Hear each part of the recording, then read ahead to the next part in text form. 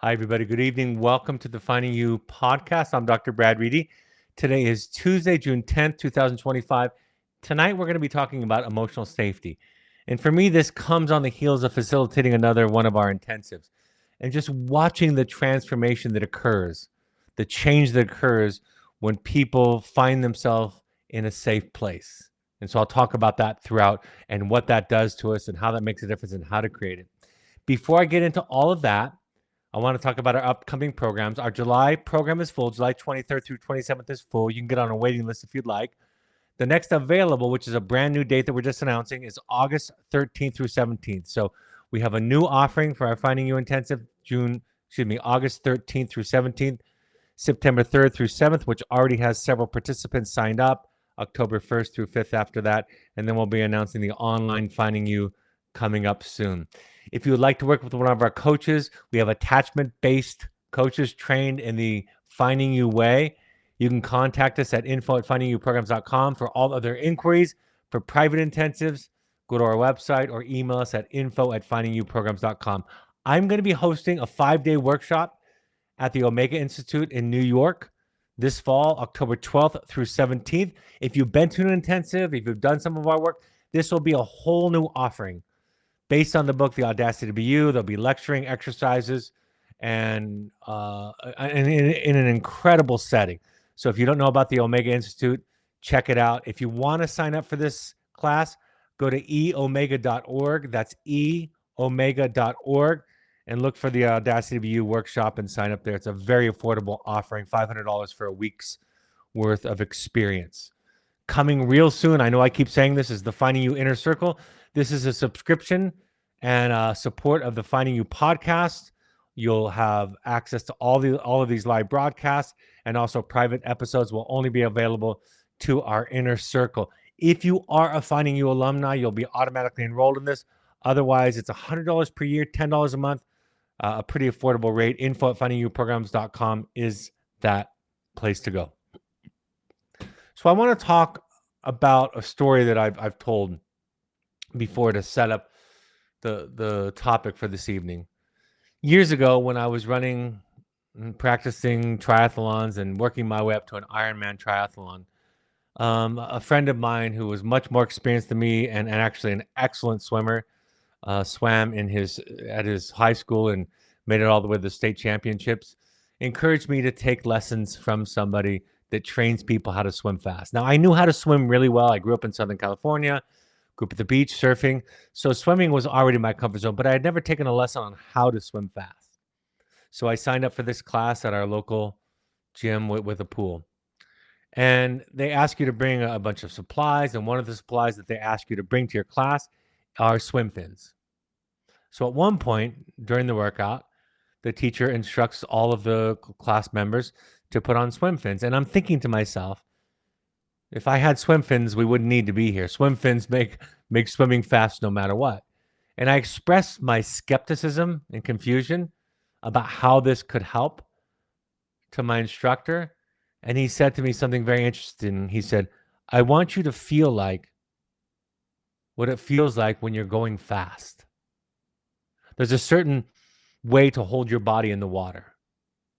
And if you hold it correctly, if you hold it in the ideal posture, you will feel the water moving past you smoothly without a lot of drag, without a lot of interruption. And I want you to get used to that feeling of swimming fast.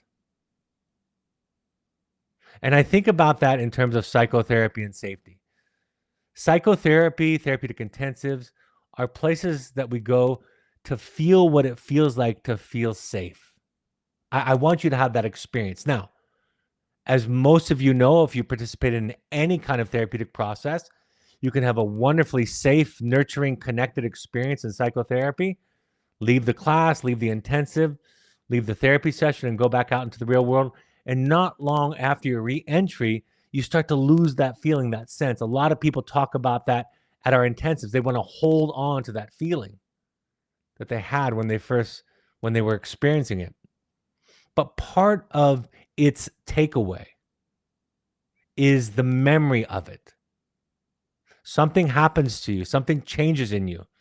Your relationship to yourself, your relationship to your mental health issues, Your relationships to the people around you change. I have numerous examples where in therapy, clients have come to me without disclosing necessarily the deepest and darkest secret. And then they find themselves at some point after we begin in telling me something. I had a client just this week tell me, after working with me for several months, that if you had told them that they would be talking about confessing this secret that they had held for years in their life, they would have laughed at you. They would have thought that I was making a joke about something. And that's what happens when you feel safe. When you feel safe, the defense lowers.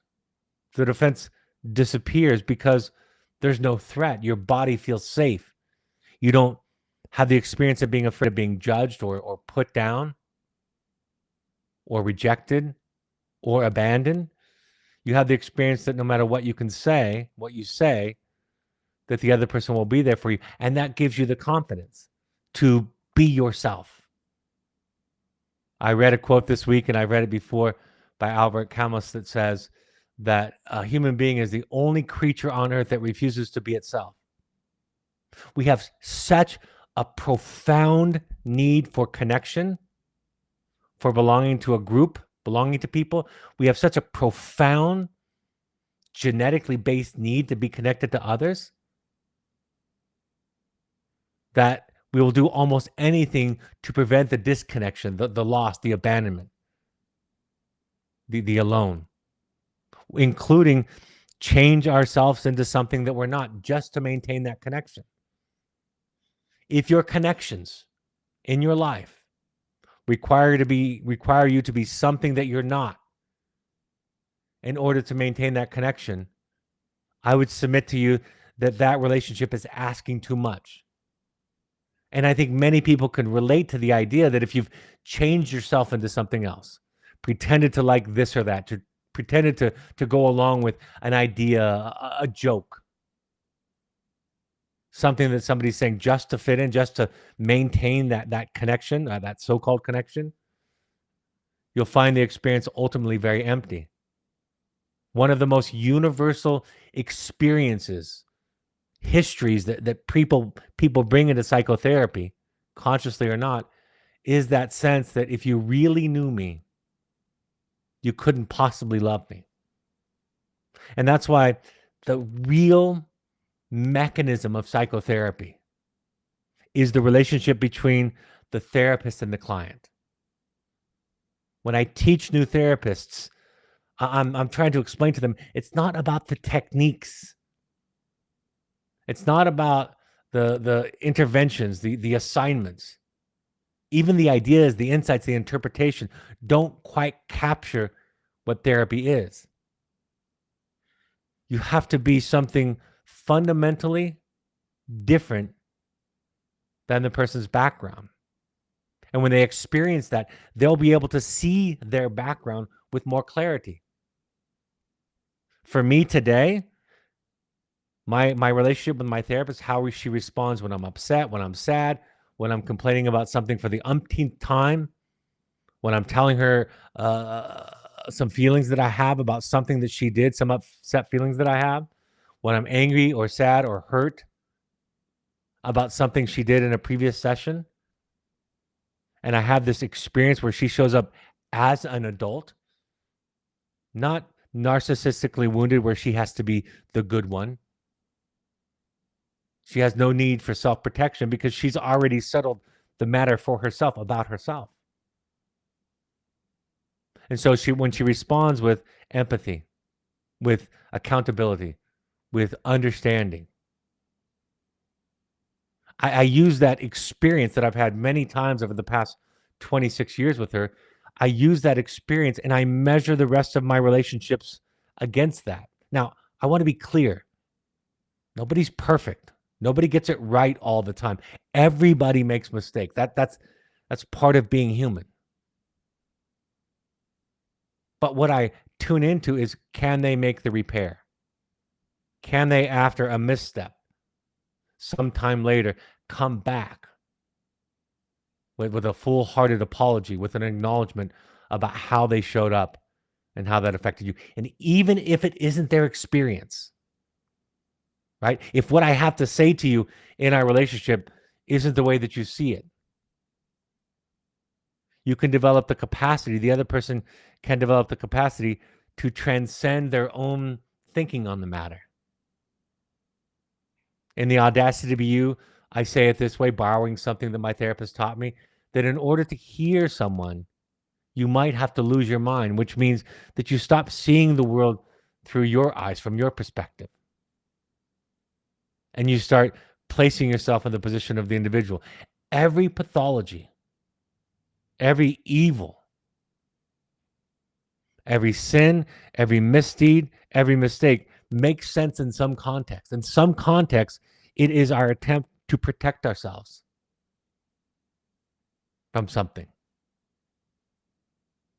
That old idea that I've shared with you many times, that what we do to stay safe hurts others, is essentially universal. I talk about this when I'm talking about parenting or couples. The mistake, or therapy, training therapists. The mistake really isn't the thing that is the final judgment on whether or not you're a good friend, a good parent, an adequate therapist. It's the defense. It's not whether my wife says something hurtful or sarcastic or I say the same to her. That will be inevitable. Everybody will do that. But do I have the capacity and the wherewithal to be accountable? Do I have enough of a sense of self that I can allow myself to be temporarily cast as the villain in this story? So the change agent that we bring to therapy as therapists, that we bring to relationships as partners and spouses and friends and parents, the mechanism for change is the way that we show up. And a safe person shows up non-judgmental, patient, compassionate.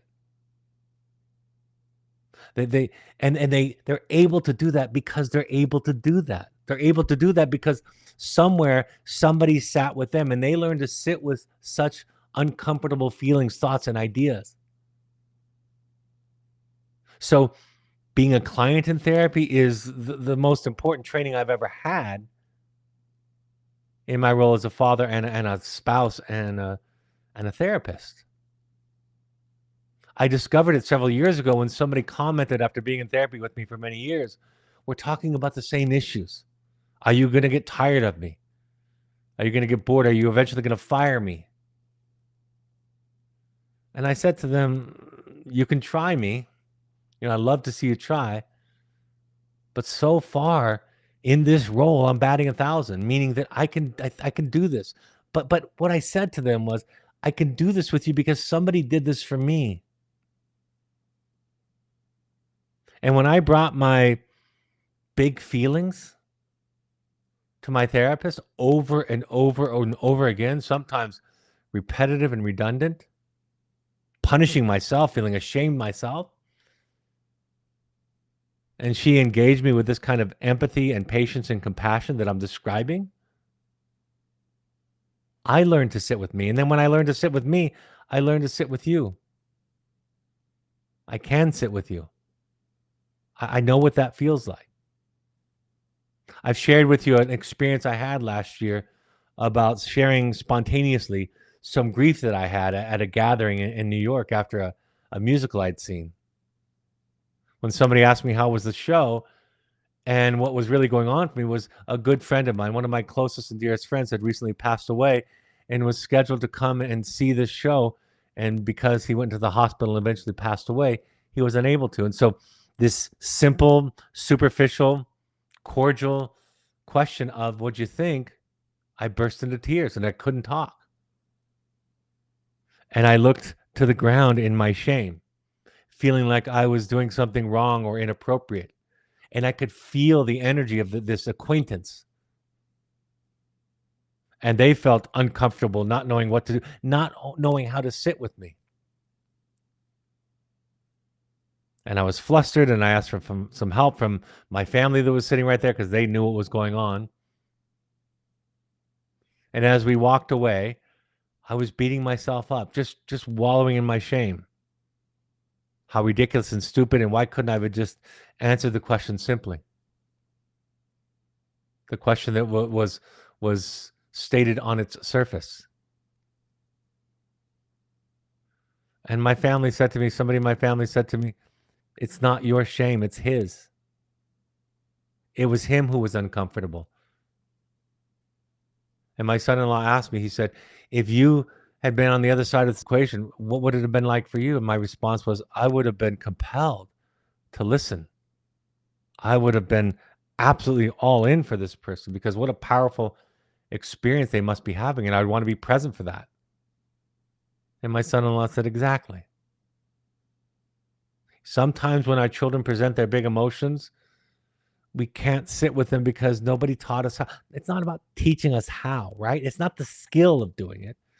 I can tell you what it looks like. It generally looks like less talking and more listening. It generally looks like good eye contact, minimal encouragers, acknowledging what somebody's saying, maybe even reflecting it back to some extent, expressing empathy and compassion and care, welcoming what is being said. If there's accountability that's possible or involved or accessible, there's some accountability. That's what it looks like. But really, it's a different way of being. So when I talk about the mechanism of psychotherapy, when I talk about relationships, I'm talking about the what somebody brings to the relationship becomes the energy that changes you or reinforces what's going on with you one way or the other. In my experience, at least in attachment-based, analytically based therapy, if you want to know what I think makes the difference, it's somebody seeing all of us. Not somebody just seeing the bright and the shiny and the successful and accomplished parts of us. That's nice. Wonderfully, wonderfully reassuring and encouraging and empowering at times. But it's somebody seeing all of us. And when that happens, we are changed. We heal. Something different is happening. Bessel van der Kolk said, traumatized people chronically feel unsafe inside their bodies. The past is alive in the form of gnawing interior discomfort. Their bodies are constantly bombarded by visceral warning signs. And in an attempt to control these processes, they have often become expert at ignoring their gut feelings and in numbing awareness of what is played out inside. They learn to hide from themselves. So oftentimes when our children come to us dysregulated, we want to regulate them. We want them to get smaller, to figure it out, to show up more rational, more reasonable, less exaggerated, less quote unquote hysterical. And we think we're doing it for their own good because people can't go around being upset and hysterical all the time. That's what we tell ourselves. But the thing that's really going on is we can't sit with it. We can't sit with it. And paradoxically, if we could, and if we could do it often, the big feelings wouldn't be so big. They have become big in many ways because they've landed on deaf ears. The feelings in the person are trying to get attention, trying to make the point that this is real, this is big, this is important. In her primer on doing psychotherapy, Dr. J.D. Gill writes, in many ways, a good therapist is the parent you did not have. And the psychotherapy is the childhood you did not have. That is the way we think about therapy. Clever interpretations, reframes, assignments, book suggestions, skill training, all are a part. I was listening to a book recently, and there was some story, some reference. And the author, not a therapist herself, was saying that this particular therapist that she interviewed worked in something called meaning-based psychotherapy or purpose-based psychotherapy. I can't remember it, had never heard of it before. That in the later stages of life, that people often lose their meaning. And so finding a meaning, finding a purpose reinvigorates the individual. And I thought to myself, that's a really important idea in psychotherapy. I think that can be true in many, many cases. But in the kind of therapy we talk about today, no technique, no model should eclipse the client. If I come to you and I'm doing meaning-based therapy or cognitive behavioral therapy or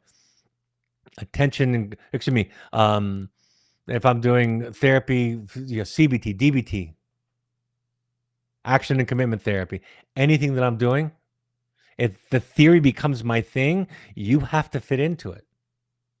But in this way, we can do anything that you want because we're doing something more fundamental. And in parenting, it's the same thing, and I'll talk about that as we go.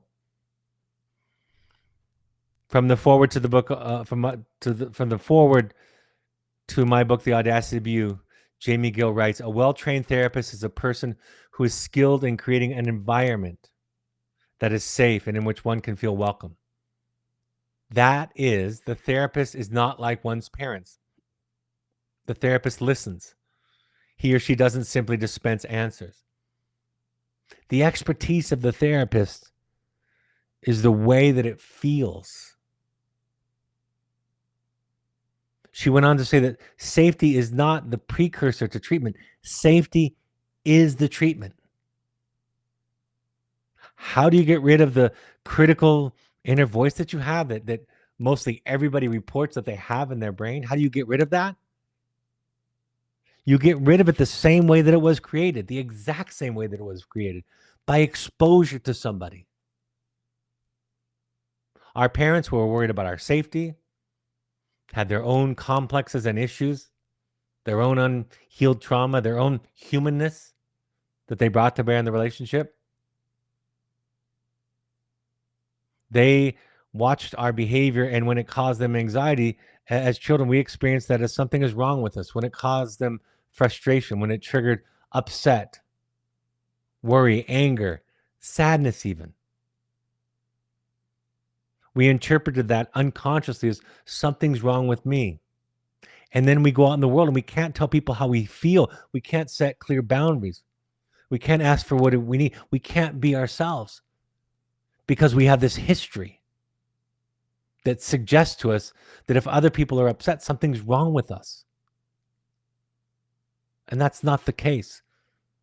That feeling that the parent was having is just something in them. It's about them. It's about the relationship that they have with those feelings, those ideas, those behaviors. And the smaller they are, the less expansive and large they are, the more narrow their bandwidth, the more the voice inside of our head is going to be telling us how to fit in, what to do right, what to do wrong. But when we experience chronic safety, we overwrite or repair that voice. You develop a sense of self and a kind, compassionate inner voice. The same way that one develops an inner voice that is critical and self-doubting by exposure to somebody else. That is how human beings grow. The mechanism by which we create ourselves, learn to be who we are, is in the mirror of the big people around us when we were young. And to the extent that that mirror was inadequate, that mirror was fractured, we have the opportunity to seek out in our adult life other people to parent us, to give us what our parents couldn't. I have a couple of quotes here from a couple of men with the last name of Rogers. One of them is Carl Rogers, a great psychotherapist, a master, and one of them is Fred Rogers from Mr. Rogers' Neighborhood, saying the same thing. Carl Rogers, the great therapist, wrote, "The curious paradox is that when I accept myself just as I am, then I can change." And Fred Rogers said, I don't think anyone can grow unless he's loved exactly as he is now, appreciated for what he is rather than what he will be. And we see these ideas in our stories, in our movies, in our epic tales that we tell. In My Fair Lady, it's a wonderful example. If you treat her as the woman, one of the main characters says, that she can be, that everything, every potential in her, she'll become that. And this requires work, capacity. It doesn't come easy. It's not natural. Every person listening to my voice was raised by human parents. And therefore, they have dents and bruises left over from childhood. And if they don't address those, their relationships with everybody will suffer, will be at the mercy of those unhealed wounds. And the things that they will do to stay safe, the defenses, will hurt others. Jamie Gill wrote, "It's important to recognize that the defense is doing important psychological work, or the energy required to maintain that defense would not make sense.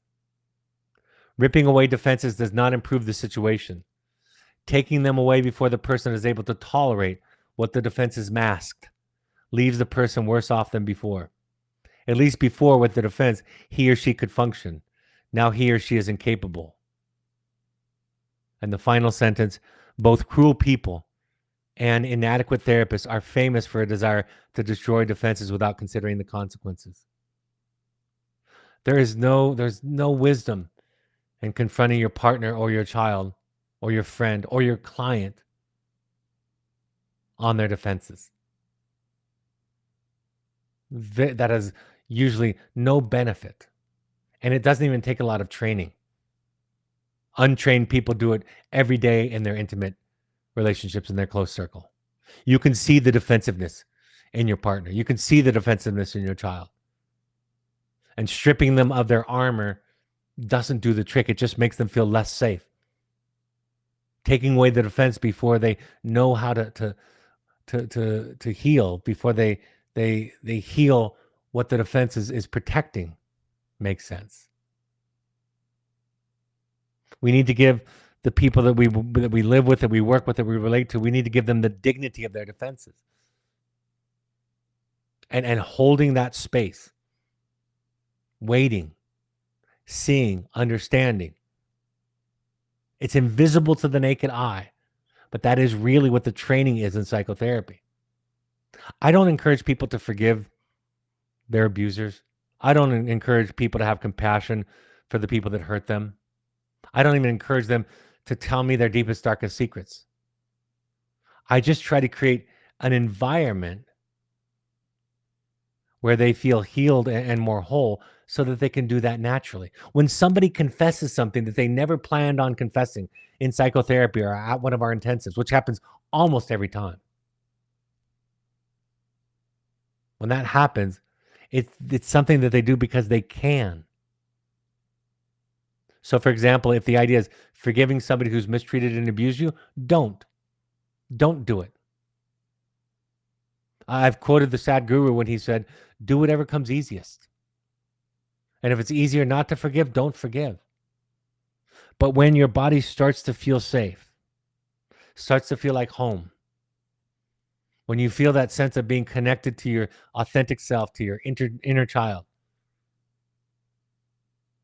when you develop enough compassion for yourself by relating to another who shows that compassion, when you start to develop the compassion for yourself, that you start to see all the parts of yourself, you can do things you couldn't do before. Not because you're wildly courageous and brave, but because you can, because you feel safe enough to do it. This is a series of slides that I shared not too long ago on the process of therapy. Therapy is a verb, I wrote. It is a way of being with someone in a way that facilitates healing. Equating psychology, the study of human behavior, with the process of psychotherapy is like thinking that explaining the science of how a tendon tears and repairs will fix it. Healing happens in safety.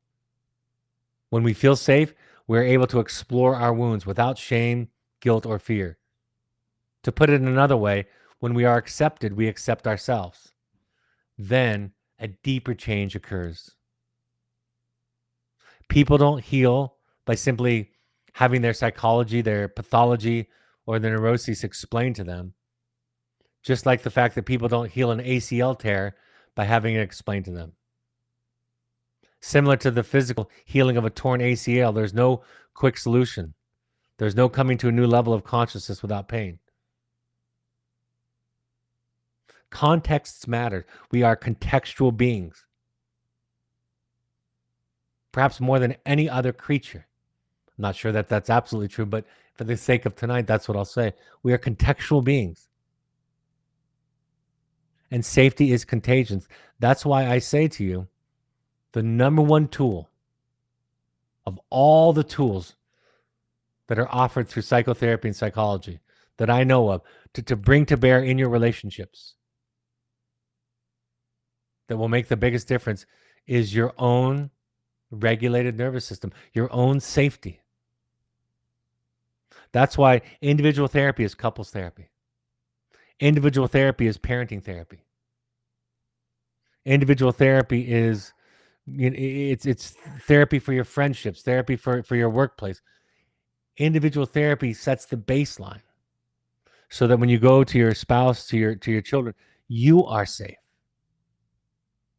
Instead of assuming the role of the victim and blaming everybody else for how unsafe you feel. Yes, you have varying levels of safety in your spouses, in your friends, and in your children.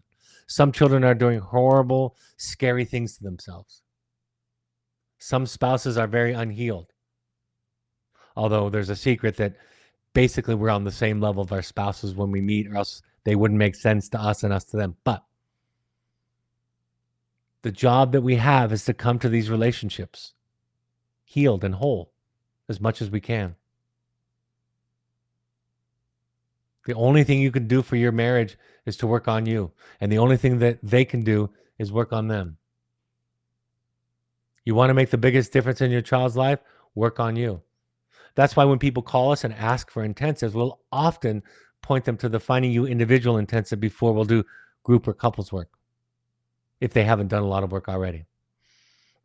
When I teach therapists, I talk about this idea that when you become frustrated or disappointed with a client, or other people for that matter, you have in some sense lost contact with the other. Because if you could really see them and connect to them, then you'd not be frustrated because you'd understand them. Attachment theory tells us that a person's sense of well-being is the result of having a parent who provided an adequate container. An adequate container is the mind of the parent, where the child experiences himself as welcomed and safe.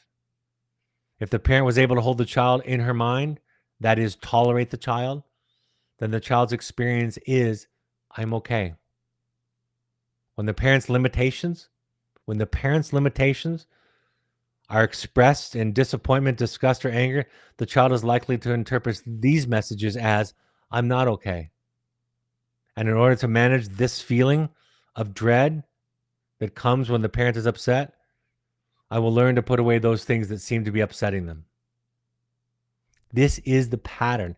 And this pattern, one way or the other, over time, creates a structure in our nervous system that becomes a new baseline, a new base. When we feel safe around someone safe, we feel safe around people that are safe. And attachment theory explains that this sense of safety can be internalized and essentially become permanent. When caregivers consistently provide resonance, safety, and security, regardless of the tragedies over which they have little to no control, the child develops an internal base of safety that they can carry throughout their life. The result of a secure attachment, or an earned attachment if it happens later in life, as it's called, the result of a secure or an earned attachment is the sense that one is home. It is safety, security, and the feeling of, I'm okay. Poets and prophets have talked about this by calling it heaven. And I'll use the example of not feeling safe to illustrate the point. I wrote this: defensiveness does not feel like defensiveness to the one exhibiting it. It feels like they don't understand me. They don't see the whole picture. And I always like to say that the defensiveness feels like they don't understand me, which is also the exact same feeling that one has when they don't understand you. So you don't quite know which it is. Defensiveness feels like they don't understand me. They don't get it. So the task for the partner, for the parent, for the therapist, for the friend, the task is to find and understand the other. This compassion is the precondition for the transformation. It's the mechanism by which people learn to accept themselves. And then, paradoxically, like Carl Rogers says, transform and change and grow. If you don't accept and deal with who you are, not who you want to be or who you hope to be, but who you are, you'll continue to hurt people that you love or yourself. One of my favorite allegories that talks about transformation is a book that Jamie Gill wrote called The Letters of Juliet to the Knight in Rusty Armor, a sequel to The Knight in Rusty Armor, written by the wife, written by my therapist from the perspective of the wife. And there are 4 letters, 4 chapters. And at the beginning of chapter 2 and chapter 3, she says something very similar. She says, in the time since I met my guide, Marith, so much has changed. I scarcely know my name. I can't believe a viewpoint can change so much. And in the beginning of chapter 3, letter 3, she says, I am writing to you through my tears. I have cried so much, I don't know who I am anymore. One thing is sure, I am not who I thought I was when I tried to live by my own efforts. I have found that I love you so. The change is so profound and fundamental that we become somebody else. We become more ourselves. That phrase, I scarcely know my own name, is a metaphor for how dramatic the change is. I had a client confess something, like I said, that he told himself unconsciously he would never confess to anybody. And he found himself telling me this secret in therapy, which for me was an easy thing to hear. Nothing too upsetting and terrifying at all. In fact, I had great empathy and compassion for him. And when he said I would have laughed at you if you had told me that I'd be talking about this, he was essentially saying what this book is illustrating. I scarcely know my own name. I had no idea that a viewpoint could change so much. That's what therapy does to us. From the price of privilege, shifting to parenting. And I'm going to say this little precursor before I talk about parenting. If you are not a parent, you are a child of a parent. Okay? So when I teach parenting, especially in the Finding You podcast, when I teach it, I'm not just talking about you, the parent. I'm talking about you, the child. And in some ways, I'm speaking to or about an ideal to which you can measure your own experience.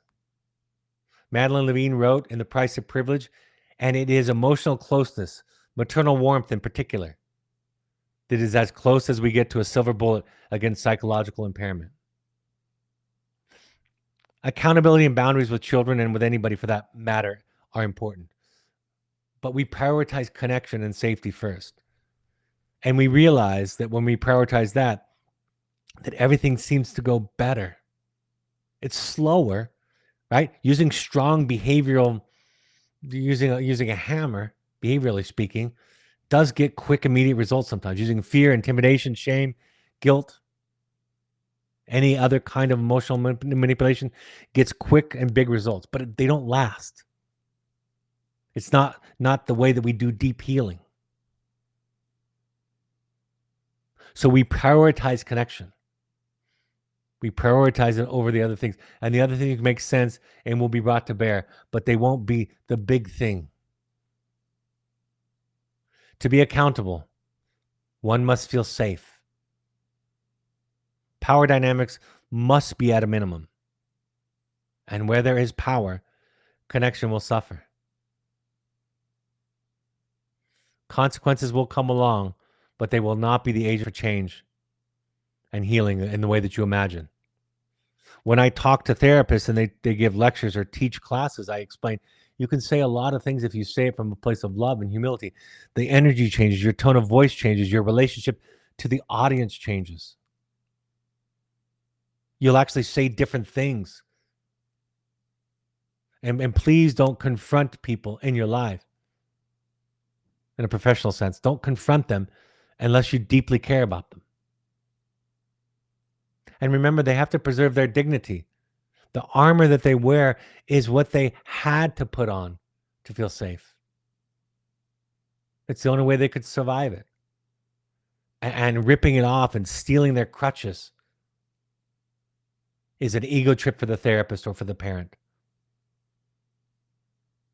The anxiety that you have in thinking about confronting people or giving people feedback in your lives in situations where it would be helpful and healthy for you to do so, that anxiety comes both from your history, that it didn't go well when you said such things to the big people in your life. And so you've developed this experience, this belief that, and this awareness, this knowledge that people don't do well in the face of feedback.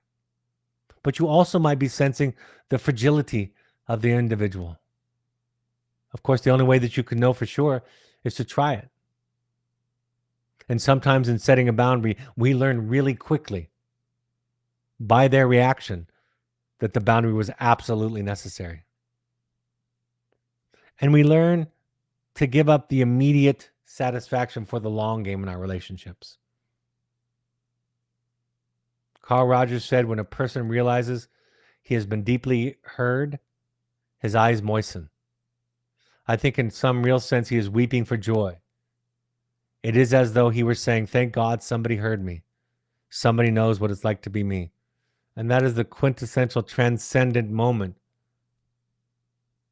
that we're seeking. That's the home we're seeking. That's the peace, the heaven that we're looking for.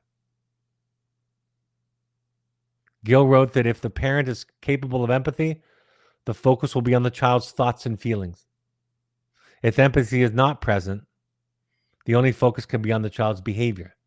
We reduce human beings to behaviors. I see it all the time, everywhere I go, socially, social media, the news. We reduce people to behaviors. The result, Gil says, may be a well-behaved child who is nonetheless not heard and not emotionally included. Madeline Levine wrote, in The Price of Privilege, parents also have to be able to tolerate their children's disappointment, resentment, and even anger when their wishes aren't granted, when they are pushed to work out problems on their own, or when they are frustrated. We don't do this because we are cruel and strict school teachers, right? We do this because we feel safe. We do this because we know that they're okay, because we're okay. A routine theme, Madeline Levine says, a routine theme among the parents of my distressed teens is their inability to tolerate their children's unhappiness. So you can do boundaries with your kids when you develop a stronger sense of self. That sense of a secure attachment is, I'll be okay. I can weather the storm. But if you don't have the wherewithal inside of you to weather the storm, you will make efforts at trying to control the weather. I remember some senator who was a regular goer to Al-Anon said that he learned in one speech I saw on a congressional speech, he said, I learned with my own children that I could not carpet the earth. So I had to figure out how to give them moccasins. If you don't have the base structure, you'll be left with the conclusion that the only way to maintain a sense of safety is to control the weather, to control things outside of you. That is the equation. When considering parenting boundaries and consequences, think of how you relate to someone with the same amount of power. Would you talk about consequences with a friend, a peer, or a partner? Parents ask me all the time, well, children need consequences. And yes, there are boundaries. Yes, there are limits. There are edges to what you're willing to tolerate and willing to allow. That is a fact. That comes second on the hierarchy of energies that you bring to bear. So when you're thinking about consequences, think about, would you think about consequences with a friend? We don't really say consequences with a friend. Now, there are consequences with friends, right? If you are cruel to me, the consequence is I don't hang around you. The consequence is I give you feedback, right? There are consequences, but we don't think that way. But we think that way with our children because we have more power, psychologically, financially, legally. I wrote a blog some years ago that said why your children should be your friend. Right? The old adage is we shouldn't be our children's friends. I disagree. I think there's much more in common in healthy parenting when looking at friendships than not. Healthy boundaries are in good friendships. Being yourself is in healthy friendships. Asserting yourself, communicating clearly, setting limits. All of those are a part of healthy friendships. Right? If you have to, around your friends, quiet your voice and not talk and not share your feelings, that's not a real friendship. So think about, when you think about parenting, make the parallel to friendships and see what still is there. From the drama The Gifted Child, Alice Miller writes, for a mother can react empathically only to the extent that she has become free of her own childhood. If she denies the vicissitudes of her early life, she wears invisible chains. What the mother had once failed to find in her own mother, she was able to find in her child. Someone at her disposal who could be used as an echo and could be controlled, who was completely centered on her, would never desert her, and offered her full attention and admiration. We often try to get from our children that which we ought to have received from our parents. We want them to adore us, to look up to us.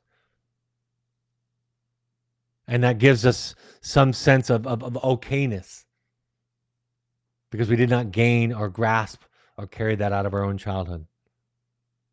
I like to talk about being the first call. I've had the experience in my life of being the first call to my children in a crisis. I've also had the experience of not being the first call. But the times when I have earned, because of the way that I show up, the privilege of being the first call when my child is in crisis, are some of my proudest moments as a person, as a father. So I wrote, it is our goal to be the first call our child makes when they are in a crisis, when they are struggling, or when they have made a mistake. If we are prone to react in such situations with anxiety, anger, disappointment, or judgment, we have removed ourselves from their circle as one of the quote-unquote safe ones. They cannot, in these circumstances, come to us without feeling the need to take care of our feelings or to hide the truth in order to spare themselves judgment heaped upon what they should only assume is the more punishing self-criticism. So, our goal is to be the first call, to develop the quality of the parent-child relationship that will lead a child to call the parent first in a dilemma.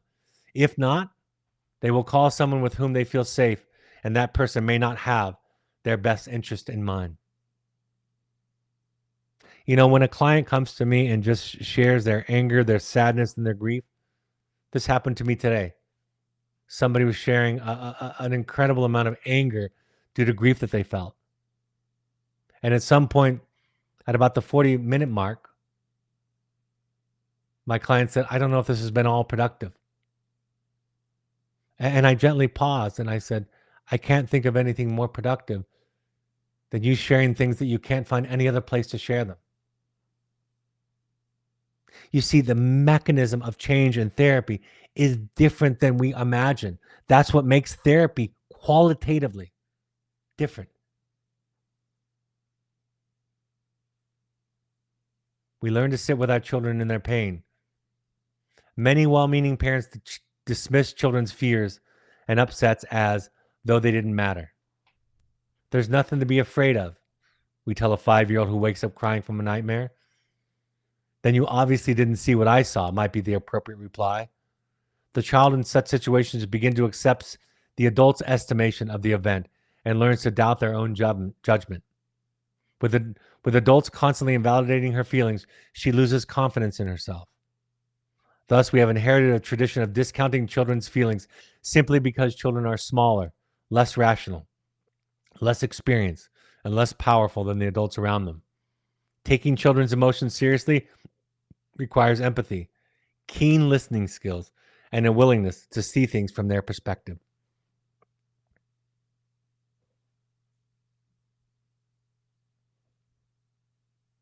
Empathic seeing is more common in people who have had a secure attachment than those who have not.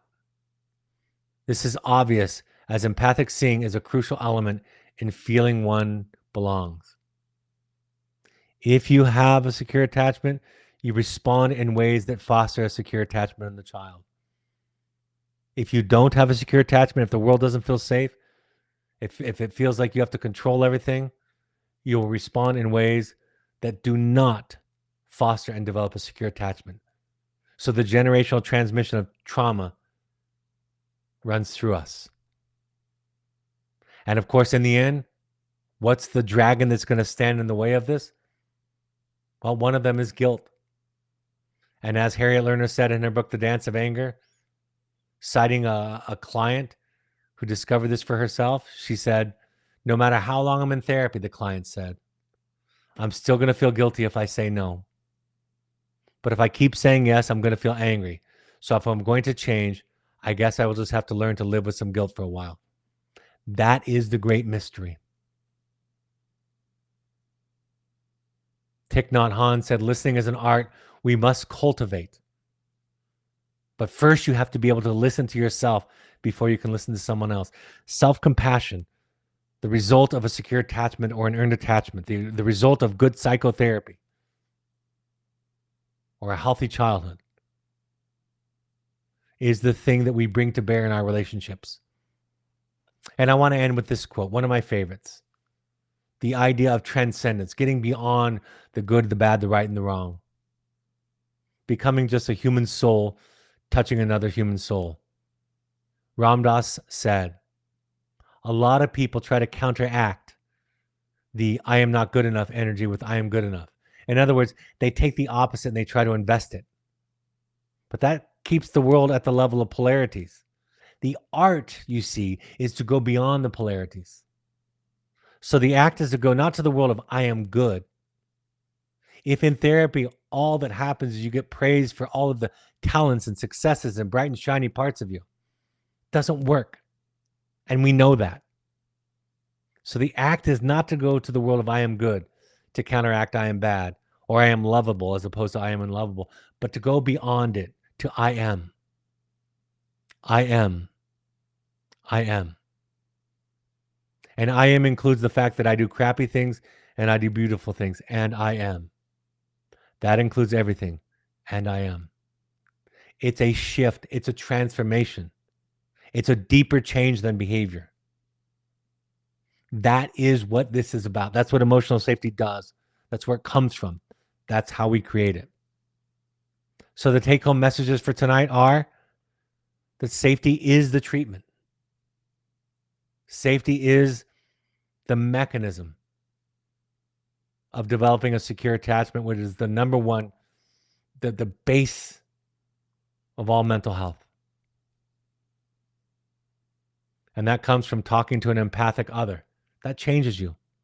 Not because they make suggestions or assignments and offer wisdom. Those things happen. But because of the way they are with you. When we say something in psychotherapy that we expect somebody to have a big reaction and it seems as nothing, something in us changes. Viktor Frankl said that psychotherapy is not about listening to hard things as much as it is about saying hard things, meaning that the experience of therapy is showing up and taking the risk that the way that the therapist is going to be respond to you is the way that others have responded to you. And when they don't, things can be different. Behavior change that really lasts happens in safety. Healing requires a deep encounter with the parts of you that have been split off and relegated to the unconscious. So when someone sees those parts of you and they don't get disgusted and run away and scream, we begin to tolerate and sit with and understand. We look at our demons, at our dragons, at our nightmares, and we begin to understand them with compassion and the messages that they have for us. And like I said, parenting education, as I have shared with you this evening, is not just about your childhood, which means it's not just about the children that you've raised or are raising or will raise, but it's about what happened to you when you grew up. Therapy, in essence, becomes a reference point, a keystone, if you will, for all of our other relationships. And remembering that healthy relationships have boundaries, but these boundaries arise out of a deep, empathic, compassionate connection to ourselves. That's all I have for you this evening. Reminder that my 2 books, The Journey of the Heroic Parent and The Audacity to Be You, are available on Amazon and Audible. August 13th, and is a new date we just announced this week, is a new Finding You opening. The July Finding You is full. The September one is filling. So we opened up August 13th through 17th. If you would like a coach who works in this manner, has been trained in this manner, contact us at info@findingyouprograms.com or go to our website for all other inquiries. For private intensives, go to our website or email us at info@findingyouprograms.com. If you want to spend 5 days with me for about $500, and my daughter Emma will be right by my side the entire time, October 12th through 17th in New York, go to eomega.org and sign up for the class, The Audacity to Be You with Dr. Brad Reedy. This week, I'll be doing a second broadcast, Ask Me Anything. So any leftover questions you might have, any questions you want to send in, info@findingyouprograms.com is the email. That'll be this Thursday, June 12th at 6 p.m. Mountain Time, and I look forward to that, to getting your questions and responding. Thanks for joining me this evening. I hope you feel safe in listening to me. Even though this is a lecture and not a dialogue, I hope it makes you feel safe. I hope it gives you some sense that you're okay. And that's why I like to say, for and on behalf of the people that you love and the people that love you, showing up to this, absorbing this, makes all the difference in the world. Have a great evening, and I'll see you Thursday night. Take care. Bye-bye.